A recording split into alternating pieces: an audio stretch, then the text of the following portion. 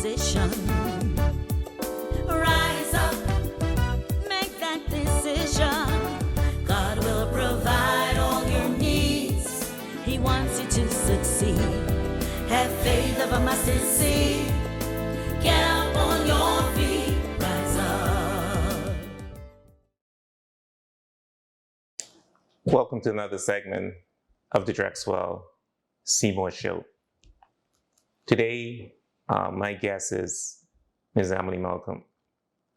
Now, I met Ms. Malcolm, I think I was 8 years old. I know she went to school in Jamaica, and she returned to the Turks and Caicos Islands in 1978, and I was 8 at that time. So that's many, many years ago. I'm now 52, and I met Ms. Malcolm, and I was in Ms. Claire's class. I remember when she came and Ms. Claire introduced her to us, and she was teaching us reading. That's when I met Ms. Malcolm. And over time, I get to know Ms. Malcolm. In fact, my boys go to Ms. Malcolm in the afternoons after school. She keeps them in her reading and her after school program. And she keeps them until 6 o'clock for us. And so everything is connected. And Ms. Malcolm is also my family. A lot of people may not know that. My grandmother was a Malcolm. She was a proud Malcolm, by the way. In fact, most Malcolms are proud. Antoinette Rosalind Malcolm was my grandmother. That's my mother's mom. And then my father, Mr. Seymour, and of course, Ms. Malcolm's dad, Mr. Walter Malcolm. I think his mom, Mr. Seymour, she might correct me on that one, I ain't sure. No, that's true. But we are connected. And so Ms. Malcolm wrote this book, Unforgettable Memories of South Caicos. And for those of you wondering, what is this? South Caicos is the place where I was born in 1970. And in this book talks about the memories, the history of South Caicos. And it brought back so much memories. And it also shows us how far we came. Because in this book, Ms. Malcolm, if you look at the front of this book, it has these tubs. Because that's what we did. We used to bathe in these tubs, actually. We also washed our clothes in these tubs. We didn't have no bathroom inside when I was growing up. So, some of our neighbors did, but our family didn't have any. And we bathed in these same tubs you see on this. We wash our clothes in this, as a matter of fact. And so Ms. Malcolm has documented this, has published this book, and it's called Unforgettable Memories of South Caicos. And with that said, I want to take this opportunity to welcome Miss Emily Lorlene Malcolm to the Drexwell Seymour Show. Ms. Malcolm, welcome to the show. Thank you very much, Mr. Seaman. I'm delighted to be here. Good. Did I get that family thing correct? Yes, you have it correct. My father was a Seymour, and we are double Seymour cousins because his grandmother was also his father's side of the family was also Seymour. His father's mother was a Seymour. And his mother's mother was a Seymour. So we are double Seymour family. And of course on the Malcolm side. And on the Malcolm side, so we triple. Well, Ms. Malcolm, you've written this book. What made you decide to write a book about South Caicos? My mommy was blind, but she had a love for culture. And I think it was after I returned from Jamaica, we usually have like these family meetings where we sit around the table and talk about growing up. She lost her parents she lost her mommy when she was 3 years old. Oh, wow. And she lost her father 6 months later. Oh, wow. Yeah, so at say 3.5, she was living with aunts, our cousins. And she always talked about her life story. Like this month, one cousin would say, I want her. The next month, another cousin would say, I want her. And she considered herself a motherless child. And she always talked about motherless children. She had a passion for children who were like her, who had to live with family in order to survive. And she would sit and tell us stories about her life and growing up in South Caicos and what she went through and all of that. And she always tell us that God put Derek in her life because that is when she really learned to appreciate herself and, and she had someone who loved her and who looked after her and who took care of her. And she would tell us stories like growing up, what she went through, what other girls went through. Like, she'd say, like, for example, at that time you had a lot of the men sailing to national bulk. They would go off, and when they come back, or Pamusa, I think the place name, they would bring back clothes and different things for their families and their girls. But she never had that privilege. She always had to get what was left, or somebody might smile on her. She did say that she had 9, that's Ines Grand, and Auntie Gotti, that's 9 sister. That was also her family. They would look after her. They would buy, the cloth and make dresses for her and dress her up. So she loved living with them because she really felt special living with them. You told Ms. He was a teacher, Ms. 9? Yes. Yeah, okay, I knew Ms. 9. Ines Grant. And then she said that, just sit down and look back at her life. There are so many persons that she helped because she knew where she came from. And as she would talk, she would say, you all need to write these things. So one day, I was really tired of her telling me that. And I said, okay. I said, let's start writing. And we started writing. And she was telling me about the Americans, the Puerto Ricans, when they came to build the airport, how they used to have movies up in the Miss Costina's soil shed, and how they would sit on the salt and watch the movies. And when the first seaplane came to sight, she started to tell me a lot of stories. So I was writing. But for some reason, I lost the writing pad. That was like in the 70s, shortly after I came from Jamaica. And she kept saying, you must write these things, you must document these things. So I said, okay. After I went to South Caicos, because I went to South Caicos in 95, I had a lot of time on my hand. So I said, okay, I'll start writing. But I started writing poems.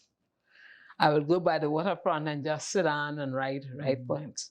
And I have to laugh because a lot of them are love poems. Oh, okay. So that's a book that I have coming. And I was never really interested, like you say, on my own to write about the culture or the history of South Caicos. But then, for some reason, I stopped writing poems. I never wrote a story. And it was like in 2019, somewhere there, Kendi, and who was then the branch manager here in Provo for the museum, somehow somebody told her about me. And she asked me if I would work along with the museum because of what she had heard about my involvement in culture and things like that. So I found her to be a very nice person, somebody who really wanted to get the history of Turks and Caicos out there, and somebody who wanted people to know about, like yesteryear and that kind of thing. So I went and I worked, and we still have a very good relationship. And then as she and I got talking, different stories, and so she said to me one day, she said, I want you to write an article for the museum. That is the newsletter? No, the Astrolab. Oh, I think that was printed in Times of the Island? Times of the Island, right. So she asked me if I would write an article for Times of the Island. So I thought about it, and I did. I think I did 2 articles for Times of the Island. And when I was writing the first one and I carried it to her, she said, you should write a book. You should write a book about, these things. So I just laughed it off. I said, one day I will. And then she asked me to write the second article, which I did. And after I wrote the second article, a lot of persons call and say, man, so you need to write a book. So I say, you know what? I say, probably I really need to write a book. And I said to myself, okay, I am going to write about my childhood days, because that was the name of my book, My Childhood Days. But, you know, and writing, so many thoughts come to mind that you have to change and change and change. So the last title that I gave it was Unforgettable Memories, because it went from my childhood days up until into adulthood. So that is when I really decided I would sit and write this book. And that book was written from about 2020, after COVID came. And then I realized, okay, I don't have much to do. Let me sit and write. And I put it down. So persons would always say, what happened to the book you're writing? What happened to the book you're writing? And then I met Christian Bies. He wrote this book about South Caicos. I don't know if you saw it. It was a very... I heard about it. Right. And Candy Ann put me in contact with him also. And as he would ask questions, you know, so I said to myself, I said, you know what? I said, really and truly, it's a very thick book. I think it's 400 and some pages. I said, you're going to find that the school children wouldn't really appreciate a book like that. It has to be someone who's into history, into culture, to really sit down and read that book. So that gave me a deeper drive to continue with the book. The 2 articles that I wrote for Times of the Island, they're included in that book. So then I started to write. I said, okay, let me call it Unforgettable Memories, because they are really unforgettable, looking back at my life in South Caicos. And there was a break for me because I went to Jamaica in 1964, and 1967, April 1967, I went to Jamaica, and I returned to Turks You went and to Caicos. college? I went to high school, and then I went to college. You went to high school in Jamaica? I went to high school in Jamaica. I went to college, and I taught for 2 years.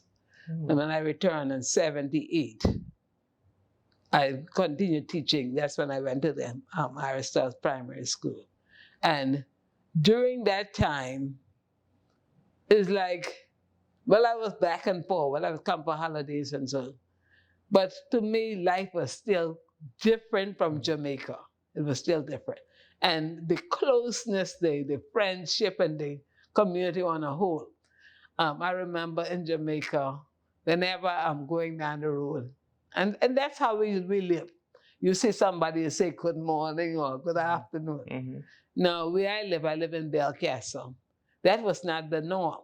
You just pass people as if you didn't see anybody. And I had this friend. If we're coming upon somebody walking towards us, so she started laughing. And I said to her one day, I said, why do you do that every time? She said, because you're going to say good morning or good afternoon. It was not their practice to do so. Yeah, it's a big city, eh? No, it's a small little town, but you know, you never see them doing that. Mark, if you go anywhere, like we go to the church or the supermarket or so, you say good morning. But to meet somebody on the street like how we do, you know, you never pass anyone without saying good morning or good afternoon. And she thought that was the funniest thing. Yeah. Okay. So tell us about some of those memories, those unforgettable memories. Tell us about some of that. Unforgettable memories. I like to picture South Caicos back in the day when there were no lights. No lights, no lights, no lights. And I tend to use this expression. Outside, the atmosphere was darker than it is today in places where there are no lights. And for that reason, you find that very few shops were open after sunset.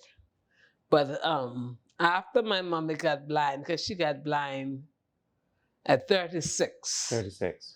And she left us with my mom. That's Mrs. Cornelia Malcolm. My sister, some people call her Miss Sissy. Right.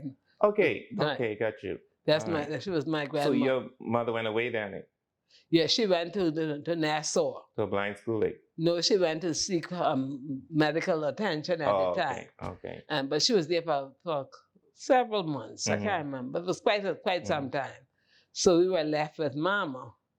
And I think 3 of us were left with Mama. There are 9 of us, but Earl was not there. Earl was in Grand Turk. Nita was in Grand Turk. Coven was home, and the rest of us were there. So some of us stayed by Mama, and some stayed by Haya. Helen Malcolm up by Uncle. And living with Mama, Mama's shop was open until 10 o'clock in the night. But because of the darkness, Donna Pension, Mary Mills, Patsy Lee, and myself, we were the 3 girls.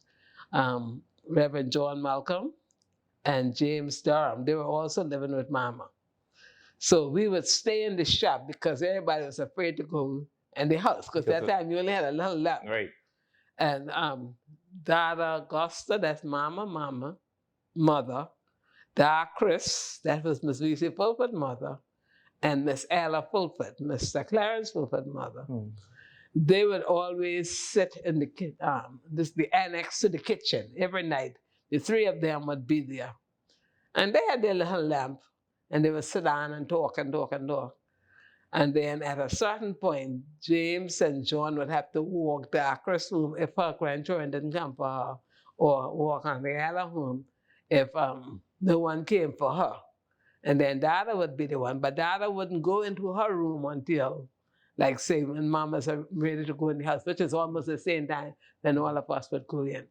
But we kept in the shop because that is where you really felt safe because of the darkness and you know, the superstitions that went on. Like if somebody died, the people would lock up their house because they don't want the spirit, according to them, to come inside. And, you know, there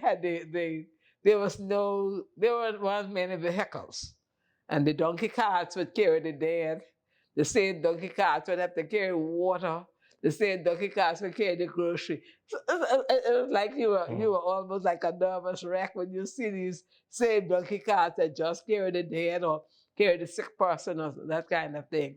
And then after the hearse came, you kind of had that relief, like to say, okay, this is the vehicle that carry the before the hearse there was a carriage. It was drawn by a horse. So the main persons would go in that. But growing up in South Caicos, it was a lot of fun.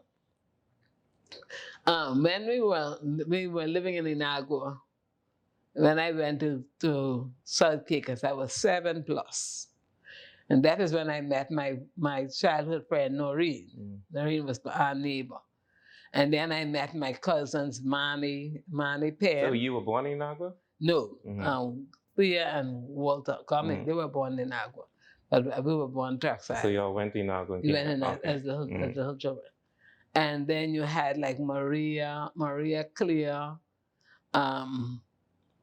Nora, Manny, Donna, Yolande Mills. All of us were same age children. So we used to have a lot of fun. I don't know what happened to this girl. I can't remember her name by her. I know she was Amy. She was sister to the Higgs boys. You know, I really can't remember her surname. But we used to play a lot around us. And up on the old school hill. And you know, up there is very rocky and very stony, but that's the only playground we had apart from the Salina. But so every day, whenever we have break periods, you go outside, you do your marbles, you play marbles, you skip, you play rounders. Rounders was our game. I think growing up too, I think we still had the rounders. Rounders, right. And then you had like on the eastern side of the school, you'd have to seek. Sometimes you go on Mama platform, you go down Mr. Phillips' yard because, you know, the person's hitting the ball, you want to make sure that the ball get back. But Amy, she was a nice person, but she was mentally she wasn't slow, but her movements. So whenever we have Miranda's, nobody wanted to pick up. And I remember one day, I can't remember whose team we were on, but we weren't on the same team. And when I bat the ball, I shoot the bat and you throw your bat so you can run. If the bat hit her. And I mean, for a long time, it bothered me that I hit her. And it's like I hit her because she wasn't moving fast enough, you know. But we used to have a lot of fun. And after school, before we went to school in the morning, especially in the summertime, a lot of us used to go down to the White Hole, down Kangrambe. The White Hole. Yeah. Okay, I don't know that one. Okay. You know the White Hole? There's a white spot in the sea. You can't see it now because of what has happened down Kangrambe. But the White Hole was just a clear spot in the sea. And for you to go there, you had to be able to swim. That's where a lot of persons learn how to swim. Because if you go and then you can't swim, that's it. That's it. They're going to make you learn how to swim. And every morning, a group of us used to go to the seaside, go to the White Hole before we went to school. We go, like, say, for 8 o'clock. Either school used to start 9 o'clock then. So you had enough time to go to the sea and then go home. And after school, we play at school all day. After school, I remember Aunt Emily was one of the main adults who would take us to East Bay. And we go to East Bay, we go in the sea. And cemetery was there too? The cemetery was there. We go in the sea, and we play rounders on the beach. Apart from that, there were lots of bush picnics. So we'd go White Houses. Sometimes we would walk from town to White Houses just to play rounders in that big open spot there. And if we're going on a bush picnic, we walk to Highland, we walk up Little Harkless, we walk up East Bay. Another favorite spot was the airport. You didn't have much traffic then on the airport. So we would cross the airport and go, there are some wells on the northern side of the airport. And we usually went near the wells because, you know, you're going to need water to cook, water to wash your cups and things like that. So we had a lot of outings like that. Sometimes as a group of us as girls, we would go on the flat. At that time, the last house up on the hill was Miss Eileen Mills. And from there, going straight to the airport was just bush. So we'd go down on the flat and we'd have picnics on the flat. We'd do cookouts on the flat. And we used to like to go to Belsan also. But Belsan came when there was a Tisco. We used a Tisco big truck, the salt truck.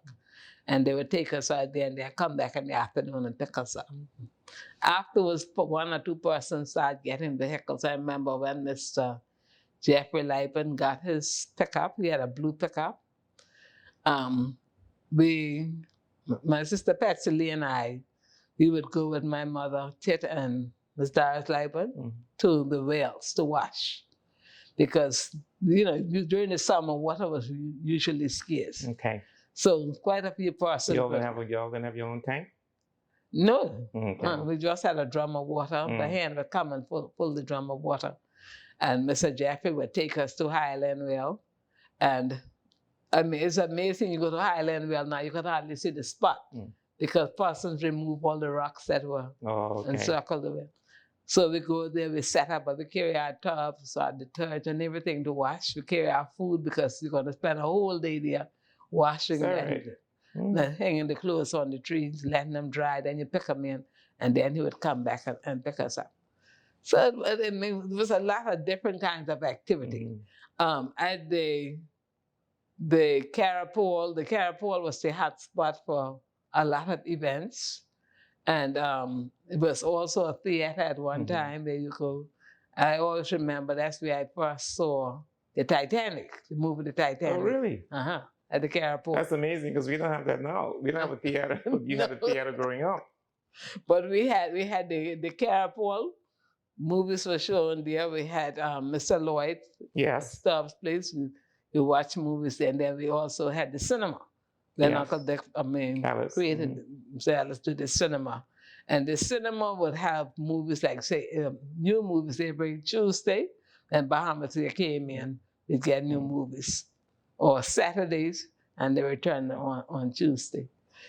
So we had that, and apart from that, we also had like even martinis for children, especially on special occasions like Well, I haven't heard that word in years. the martini or the harp. So you look forward to going to Mr. Lloyd. You had Mr. Lloyd harp, and the Silver Slippers had a harp too, but you would hardly ever find children Where's the frequenting. Silver Slipper? The Silver Slippers, you know, Mr. Charles Clinton House is? Yes. Right across the street, a building was there. That was belonging. Where does the chicken? Right to the south of that. Mm-hmm. Not to the immediate south, because there was another building in there where Mr. Wilson's wife, Miss Mildred, she would do bake bread and sell bread. She had a little shop there. And right beside it, there was a building there that had called the Silver Slippers. But a lot of persons, a lot of well, you know, South Caicos had this class structure. I know. You know, yeah, we did. And it was serious. Yes, So very serious. Very serious.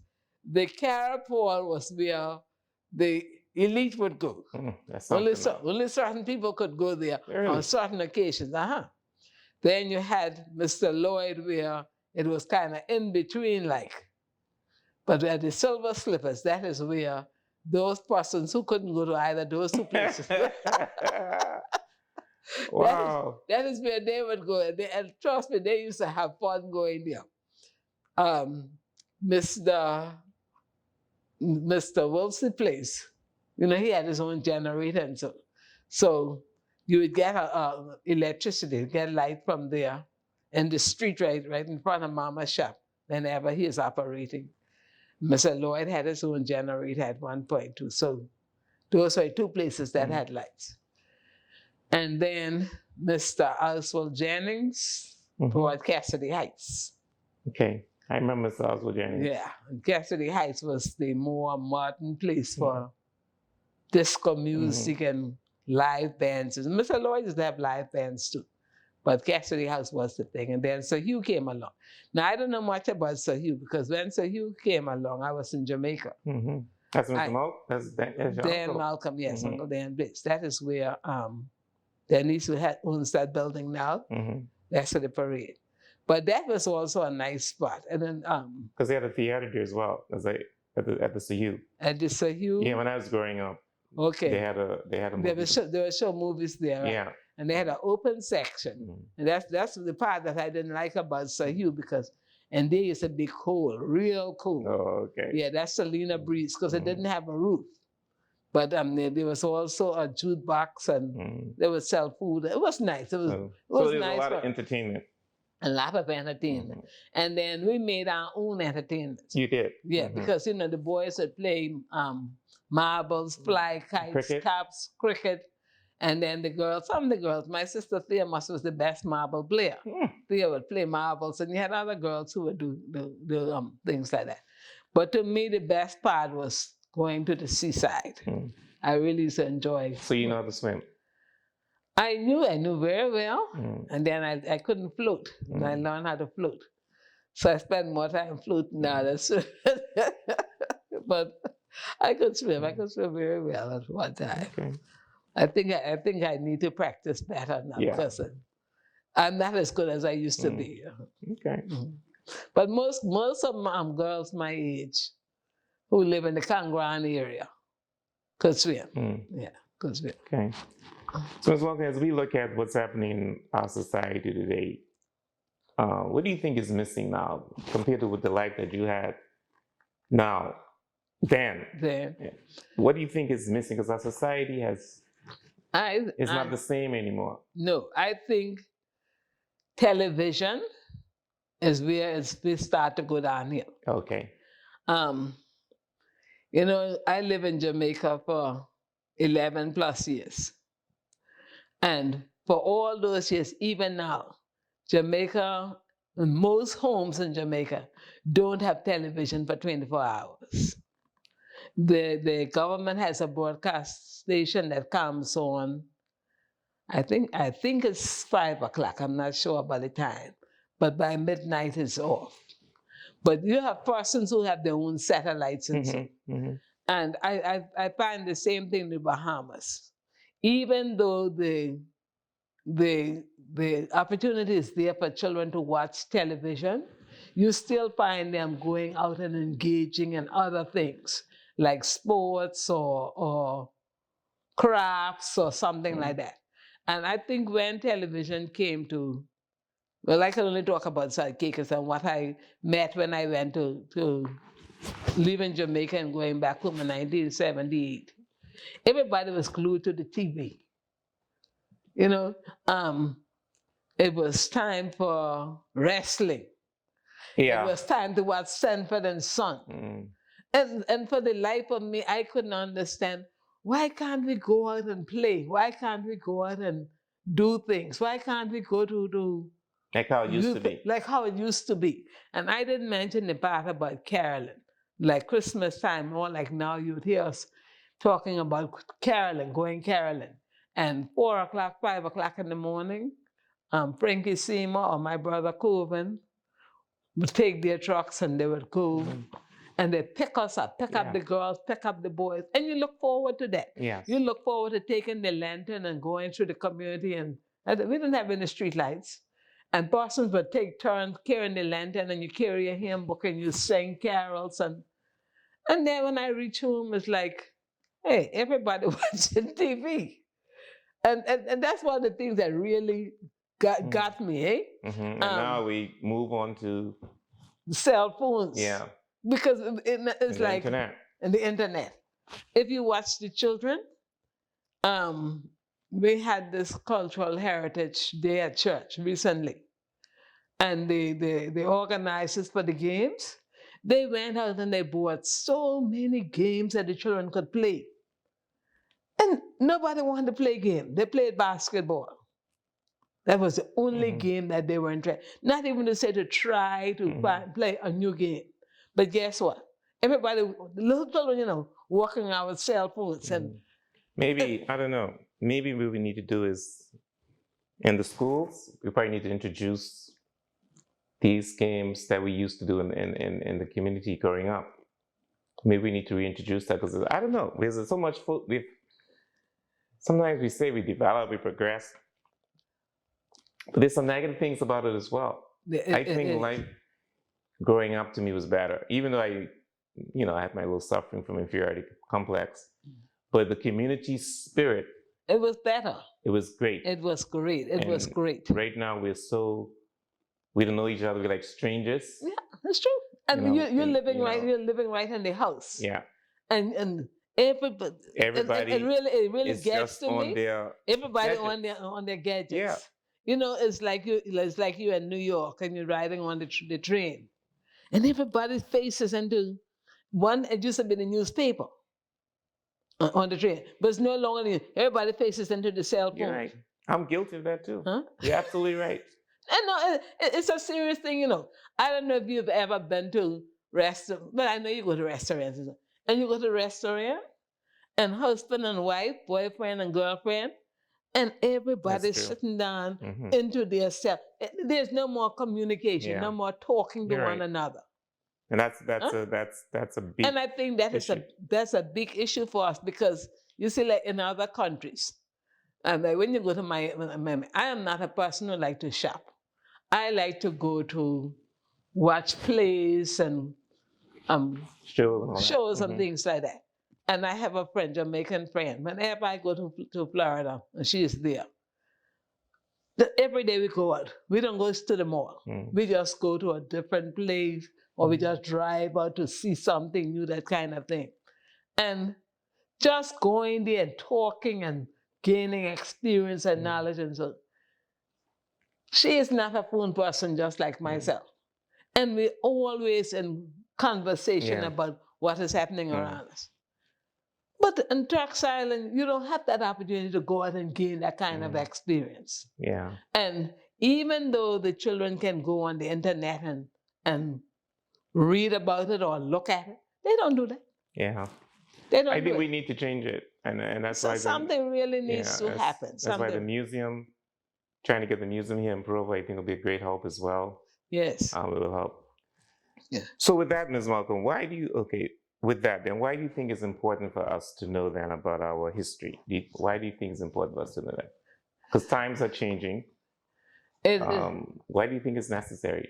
it is very, very important for us to remember from whence we came. When I was going to put that picture on there, I have quite a few pictures that I could have put there. But that is the one that I wanted to put. And this is you? Yeah, that's me. That's me at the top washing. And I showed it to someone. And the person said, not that picture. Why are you putting that picture there? And I said, because this is the picture that I want to put there. I feel like you should put a different picture there.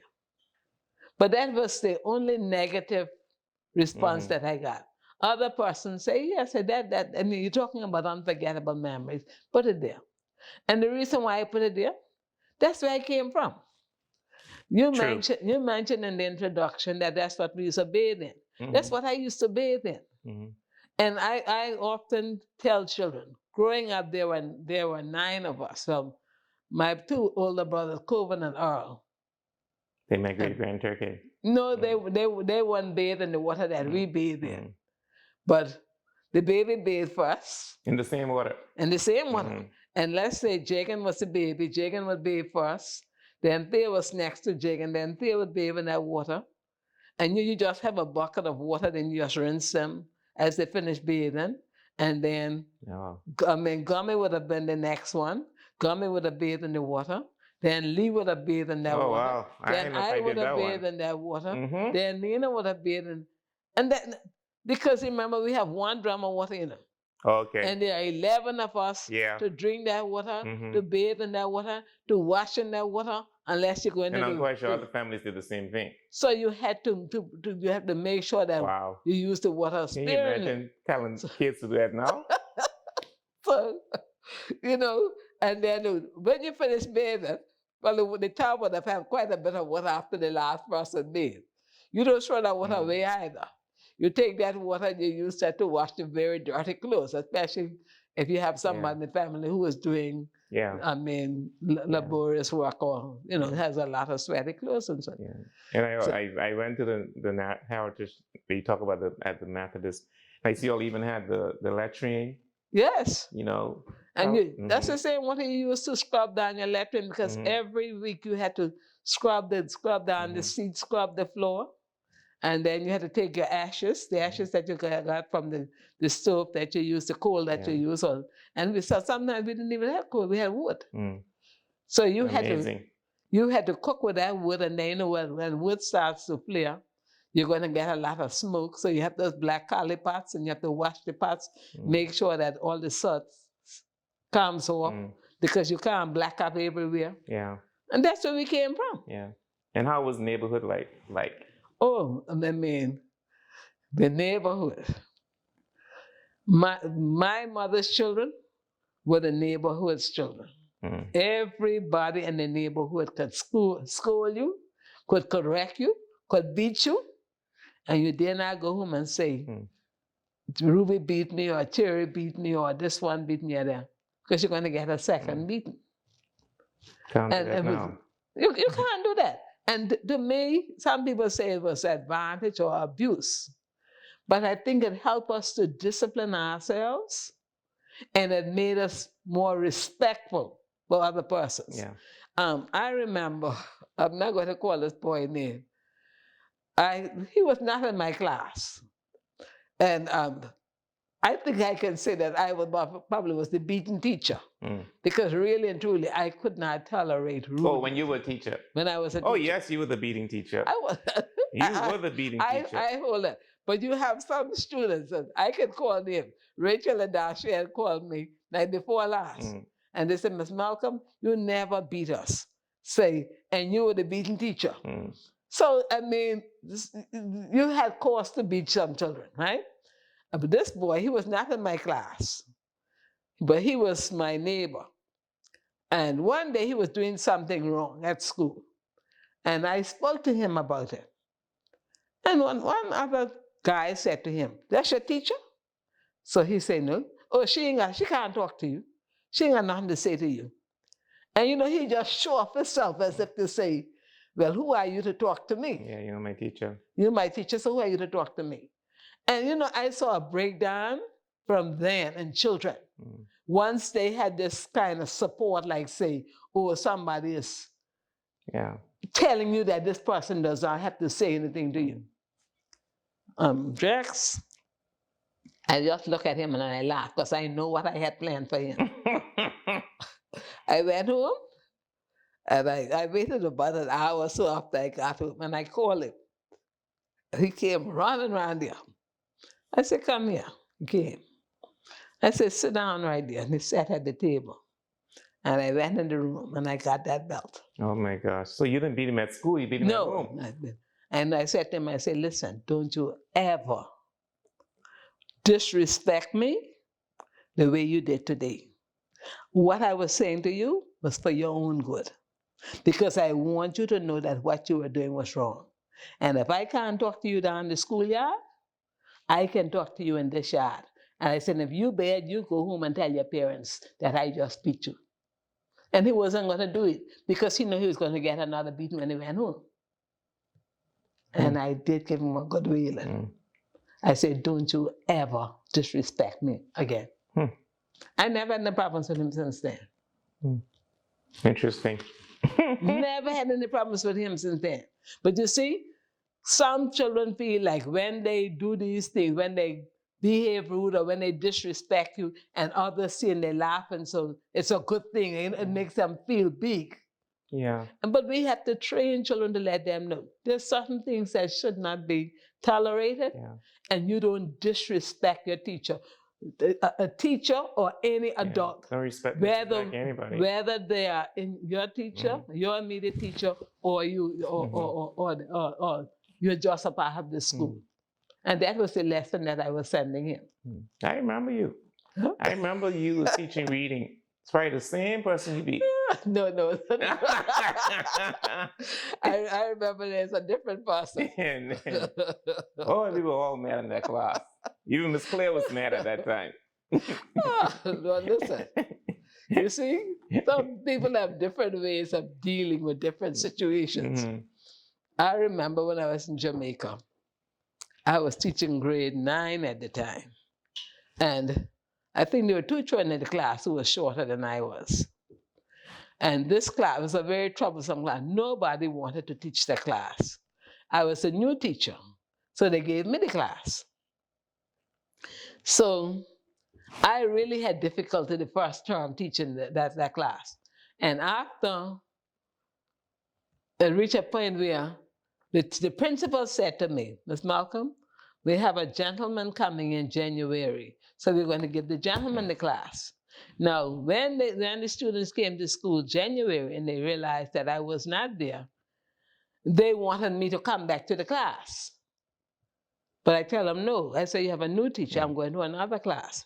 This other class that I went to, the children they weren't rude, but they never said, like, stay in school. So once you mark them present in the morning, you would just find it's a signal or a sign, and they just run through the door. And you look, you see them hop on the wall, and they would go all day, and they'll come back the next day. And the principal said to me, she said, Miss Malcolm, she said, I want you to do a study on that group, because there's 7 of them. She said, you find the weakest link. And when you find the weakest link, you give that weak link a good flogging. And the rest of them go stand fear. And it worked. It worked. It worked. But guess what the weakest link was? The leader. The leader was the weakest link. That makes sense because people follow the leader. Thank you. The leader was the weakest link. And some children, some even today, and I know Alfred is going to see this thing, Alfred Robinson. And Alfred always said to me, how I beat him. And I said to him, I said, Alfred, yes, I beat you. I said, I beat you for a purpose. He said, you always tell me that. I said, yeah. Think about where you're coming from. How many children your age, how many children even today came from that area of South Caicos and made themselves somebody. Mhm. How many of them? You know why? Again, because of the class structure. Oh, they come from that. And I remember Mr. Gibbs. Mr. Gibbs was saying, Miss Malcolm, don't waste yourself, don't waste your time with those children. But they had children and they needed to be taught and they needed to be respected. Yeah. And I said, Alfred, I said, look at where you have reached. Yeah. Huh? And Rex, you know South Caicos. How many other boys like Alfred come from down that area? Yeah. But he couldn't see it. He had to be a part of the group. And all I was saying to him, most people you don't see do it not at that have time. to be a part of the group. You have the ability to learn. You have the ability to make something of yourself. And if you can't hear it through your ears, you got to hear it through your, you got to hear it some other way. But he always tell everybody. But now he thanks you. This is teachers that beat me up, you see. I said, no, I said, beat you up, you know. I just want you to get a message that you had the ability to make something of your life. But now, and I am so proud of him. But So proud of him. You finished? Mm-hmm. But now, though, I don't think we could beat kids anymore, right? No. I think it's illegal, isn't it? It's illegal. You think that's part of the problem? It is. Yeah. It is. And you know why I say that? Creates fear. Do you think it really? Do you really think beating solved the problem, or you think it just creates some fear among people? Beating for some children, it does create fear. Beating for some again, it enables them to see that, hey, what I am doing is wrong and I am being correct. It's a form of correction. Because now people call that physical abuse. Physical abuse. And growing up in South Caicos and what you did, the beating, but now, if you do it now, they're going to call it abuse. The Bible calls it. And I tell my children, I say, listen, the Bible says, don't spoil the child, spare the rod and spoil the child. That is my philosophy. You don't have to beat a child for everything. And some children, you get more out of them if you talk to them, if you explain to them why certain things must happen. Some children just don't hear you. And the only way you can get their attention is with it. Yeah. I was telling one of my students the other day how before I left the classroom, I was teaching one day and this child fell asleep. And they say, oh, Miss Malcolm, you must have nearly killed that child. I said, no, I didn't beat the child. Well, you got a bad reputation for beating it. Yeah. even at home.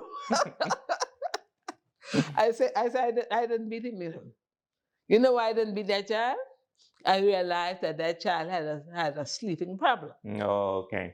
And then when you say, if you understand the home situation, you know how to deal with children. Yeah. Some children, they only hear you when you shout at them because that is what they hear at home. Some children, they only get a response from them when you hit them because that is what happens in the home. Some children, again, you can talk as soft as ever and you get the best response because that's what they hear at home. So you, the teacher, have to understand your class. Yeah. You have to know the homes from the environment that these children are coming from. What do they need? Do they need someone who's abusive? Do they need someone to love them? Do they need to feel appreciated? Because children need to feel appreciated. And sometimes you have to say to them, I'm not going to beat you. You expect me to beat you. And some children, they just do things because they want you to hit them. Really? Yes. They want you to hit them. And if you say to them, I'm not going to hit you, I want you to understand that what I'm saying to you, I do not have to hit you for you to understand. Right. But you need to talk to children. Yeah. And growing up, we were told, well, children should be seen and not heard. Life has changed. The child has a voice. You have to hear the child. Sometimes children will say things and they say, oh, he's so rude. He's not rude. He's expressing himself. Maybe the manner in which he expressed himself can be considered rude. But you have to say to the child, now what you said, you don't say that to people like that. You have a better way of saying things to people. Yeah, Right. and you have to train our children. You're We right. really have to train our You're children. right. And the training can only come if you have times when you sit Mhm. and converse. You can't have the child just sitting down on the phone. I have a little grandnephew, and the other day he was on his iPad, and you should hear the expressions that he was repeating What do you from the iPad. Oh, what do you watch? So I said to his granny, I said, listen, I said, you hear what he is saying? She said, no. She said, he's on his iPad. I said, exactly. I said, but listen to what he is saying. She was right in the room where he was in it, but she wasn't focused on what he was listening to. And I said to her, I said, you need to screen these programs, or you need to listen to what he is You're listening right. to. And it's the same thing that's happening with our teenagers. Yeah. They're growing up so fast because they can go on YouTube, they can go And then they're doing the things. and they're doing the things what they see Yeah. there. Yeah. And that's why it's You're right. important for parents to monitor the children. Absolutely. Absolutely right. Monitor them, because I mean there are lots of things on YouTube that they can learn. Yeah. Yeah. There's some good things. Some good things, but then you have to be able they have to understand, hey, not everything I see. And that's what I like about growing up, you know. I mean, I don't know if you were in the age group when we were allowed to go in town Sunday afternoons after Sunday school. No, I'm not an age group. Okay. Like I said, I was born 1970. Oh, okay. a lot of like after Sunday, you went to Sunday school because every child had to go to Sunday school. After Sunday school, you were allowed to go and dance. And what you went down for? You just went down to walk around. Okay. And even though you went down to just walk around, the boys met their girlfriend, the girls met their boyfriends. And if it's a boy or girl that your parents didn't like, your sisters or your brothers would blackmail you to say, oh, I can tell my mommy. Is that right? So some of them use that as a blackmail for the whole week or maybe months or so later. But you knew that when you went in town, you're not supposed to leave your name in town. You see other children doing certain things, you're not supposed to do that. Because if your parents ever find out that you were in town misbehaving or you were in town, you should know your boundaries. You had to know your boundaries. Very good, very good. And that was very good because it helped to discipline us. Yeah. You know? Well, something went wrong in our society, I tell you. But I guess with all the exposure to all the TV exposure, and stuff like you mentioned earlier. And then some parents, when girls start having children, I have to say younger, and the focus was not on training. The focus was on dress up. They want their children to, and it is still the focus. Yeah. And I say that because you would see a child going to school right now with a backpack, $100 and some, or a pair of shoes, $200 and some. You know. But you check the bag, not a textbook in there.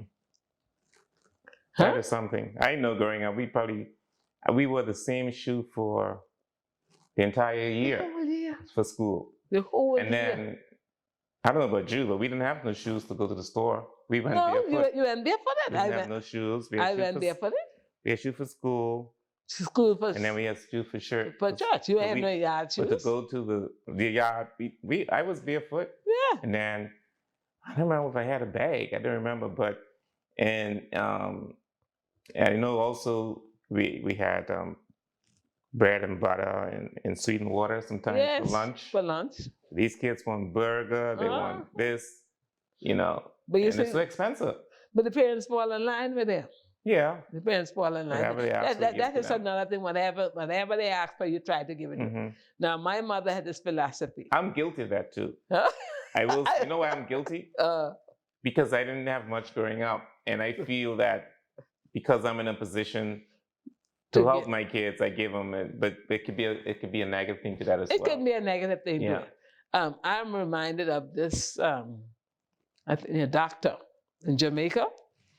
His children went to Wilmer's, and he refused to let them ride in his car to go to school. Oh, he wanted to catch the He bus wanted them to catch the bus to and experience. to experience what it is like. Because that is how he went about life. He had to catch the bus to go to school. You know what? I told my kids I want to take them to South Caicos for a few days.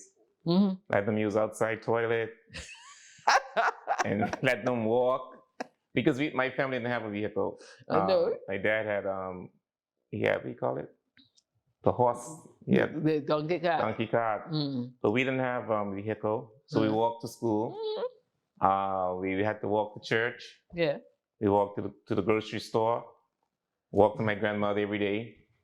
And then you had to use outside toilet. Yes. And I tell them I want them to experience that. Because they don't know, maybe they'll appreciate They appreciate what life is you all know, about. And that's why it's important to know your history. Because you'll appreciate it. It's Because important. they complain a lot about what they don't have. Mhm. But look at what we didn't have growing up in Thank South you. Caicos. Thank and you. I think we did well. We did well. We did well. I was telling someone recently, when I went to live out north in my brother Coven house, I was Sunday school teacher, I was leader for the Children's Fellowship, I was teaching. And I didn't have a vehicle. You walked. I had to walk from Coven's house, that's down by mine, to the Methodist. to the Methodist church. Sunday morning, we walked. Sunday school started at 9:30. We had to walk from home to the church. And Maybe when I that's left why we're home, living longer. I walk with my children. And we come back home in the afternoons after church. We had to walk back home. And then we would walk back in the night to go to night service. But that's a good thing. And walk back home. Because walking is Walking is a good. good exercise. Very good. To maintain a good health. Very good. And we don't do that anymore. We hop into the vehicle. If you want to just go right around the corner. To the corner, we jump in the vehicle. You go in the vehicle.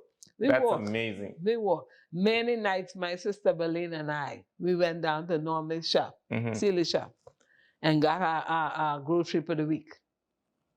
We had to carry it on our heads in boxes.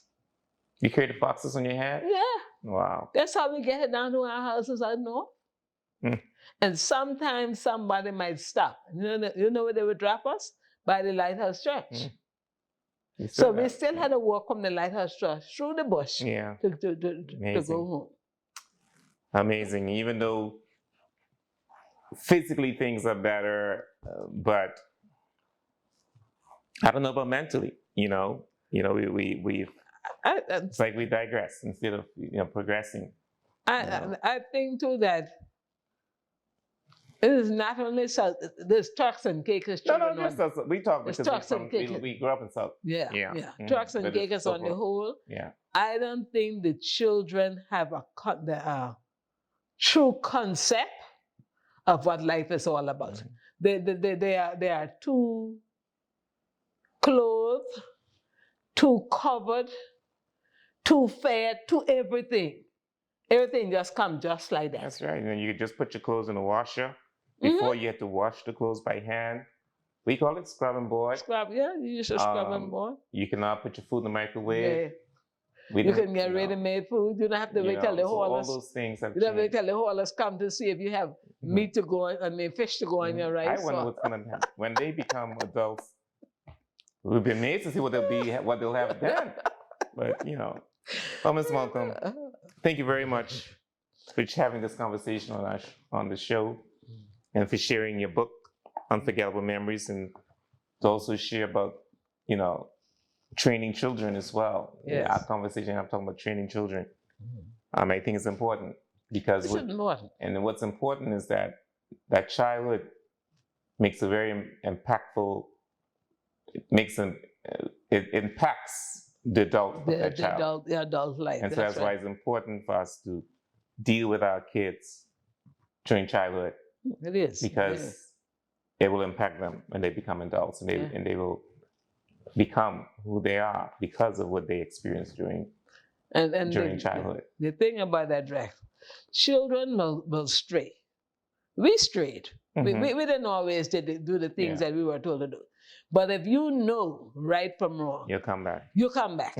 Now, the child who has not had that training wouldn't be able to come back because there's nothing for him or her to come back to. And that's why it's important, even though The children might not like the way how you train them. They might not like the things that they have to do. It is important for parents to train children the right way. Yes. Give them the tools.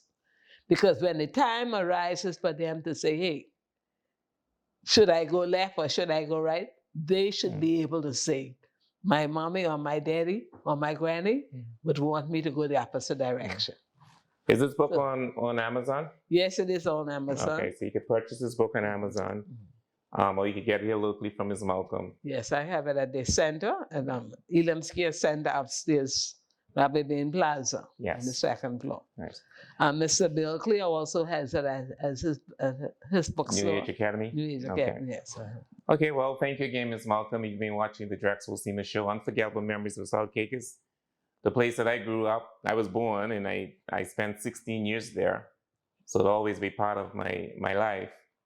And this shows the appreciation. It made me who I am today, and I appreciate what I went through. And so I believe that's some of the things we have to do in our places today, in our houses, in our household, is to remember where we came from. And sometimes we have to live our lives as if we don't have anything. That's right. And maybe we'll be better because we're so used to having everything. And we live our life as if we're going to have everything. But we have to reflect on what if you didn't. And maybe we'll be better here. So thank you for watching the Drexel Seaman Show. And thank you, Ms. Malcolm. You're welcome. My pleasure. Right